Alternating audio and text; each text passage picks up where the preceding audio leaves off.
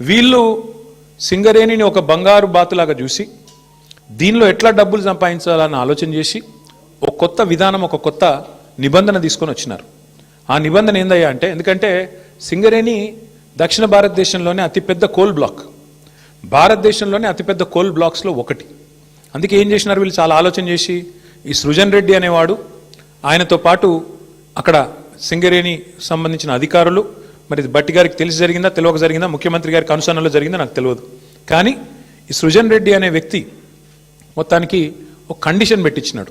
ఏమని, ఖచ్చితంగా ఇప్పుడు ఉదాహరణకు మీరు తెలంగాణలో ఉన్నారు, ఎక్కడో జార్ఖండ్లో కోల్ బ్లాక్ ఉంది, మీకు కంపెనీ ఉంది, మీ కంపెనీకి అర్హతలు ఉన్నాయి, వాళ్ళు టెండర్ పిలిచారు, మీరు డైరెక్ట్గా ఆన్లైన్ టెండర్ వేయచ్చు. ఇవాళ రేపు మొత్తం ₹1,00,000 వరకు కూడా ఆన్లైన్ టెండరే కదా ఇవాళ. 1,00,000 దాటింది అంటే ఈ టెండర్, ఈ ప్రొక్యూర్మెంటు, ఈ టెండర్. అట్లాంటప్పుడు వేల కోట్లు, వందల కోట్లతో ముడిపడ్డ కోల్ బ్లాక్లలో వీళ్ళు ఎంత పనికిమాలిన నిబంధన పెట్టారంటే, మీరు బిడ్ చేయాలంటే, మీరు పార్టిసిపేట్ చేయాలంటే, టెండర్లో మీరు ఇక్కడ బిడ్ వేయాలి అంటేనే మీరు సైటుకు స్వయంగా వచ్చి సైటు విజిట్ చేసినట్టు సర్టిఫికేట్ తీసుకోవాలి సింగరేణి దగ్గర అని పెట్టినారు. అంటే దీని ఉద్దేశం ఏంది, ప్రపంచంలో ఇప్పుడు ఆస్ట్రేలియా వాడు ఉంటాడు, అమెరికా వాడు ఉంటాడు, వాడు సింగరేణి బిడ్లో పార్టిసిపేట్ చేయాలంటే వాడు స్వయంగా రావాలా, వచ్చి సింగరేణి అధికారులను కాలు పట్టుకొని, వాళ్ళని వేలు పట్టుకొని బతిమలాడి ఆ సర్టిఫికేట్ తీసుకోవాలి, సైట్ విజిట్ చేసినా అని. వీళ్ళు ఏం చేస్తున్నారు, సైట్ విజిట్కి రాగానే ఆ కంపెనీ పేరు, మేనేజింగ్ డైరెక్టర్ పేరు, సిఇఓ పేరు, ఫోన్ నంబరు అన్నీ రాసుకుంటున్నారు. రాసుకొని సుజన్ రెడ్డి స్వయంగా బెదిరిస్తున్నాడు ఫోన్ చేసి, నేను ముఖ్యమంత్రి బామ్మర్ది మాట్లాడుతున్నా, మీరు ఇందులో పాల్గొనొద్దు అని బెదిరిస్తున్నాడు.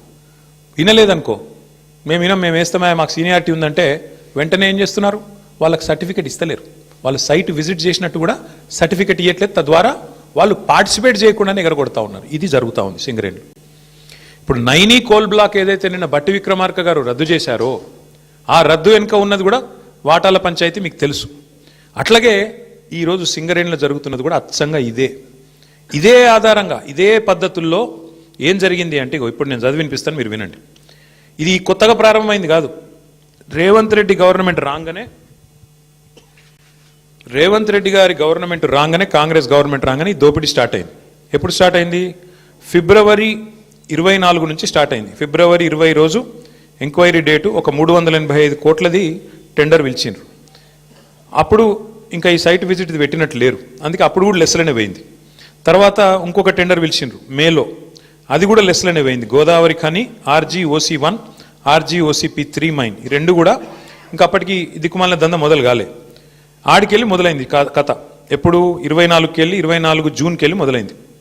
ఫస్ట్ టెండర్ ఎప్పుడు స్టార్ట్ అయిందంటే, విక్రమ్ రెడ్డి అన్నట్టు ఆయన కాంట్రాక్టరు, తర్వాత సృజన్ రెడ్డి, దీక్షిత్ రావు, జి వెంకటేశ్వర్ రెడ్డి, తర్వాత CH సుశాంత్, సుధీర్ హీరాలాల్ ధోలు, వీళ్ళందరూ కలిసి రింగ్ అయ్యి మొత్తానికి ఇప్పటికీ 7 టెండర్లు అన్నీ కూడా ఎక్సెస్ బేసిస్లో ఇదే సైట్ విజిట్ సర్టిఫికేషన్ అనే అడ్డమైన నిబంధన పట్టుకొని, అంటే కాంట్రాక్టర్ సైట్కు రావాలి, వస్తేనే సింగరేణి సర్టిఫికేట్ ఇస్తుంది. తప్పన కాంట్రాక్టర్ నేను బిడ్ వేస్తా అంటే సర్టిఫికేట్ ఇయ్యది. సృజన్ రెడ్డి ఫోన్కు ఆయన బెదిరింపులకు లొంగకపోతే వినకుండా ఎక్సెస్, ఇప్పటికీ గతంలో -10, -22లో పోయిన టెండర్లు ఇవాళ డైరెక్ట్గా సృజన్ రెడ్డి కంపెనీకి 207 కోట్ల కాంట్రాక్టు +12%కి వచ్చింది. శోధా కన్స్ట్రక్షన్స్ అనే కంపెనీ సృజన్ రెడ్డిది, అలా భార్య పేరు ఉంటుంది అందులో. ఇది వాస్తవమా కాదా దయచేసి మీరు తెలుసుకోండి, కాపీ కూడా మీ అందరికి ఇస్తాను, మీరు కూడా తెలుసుకోవచ్చు.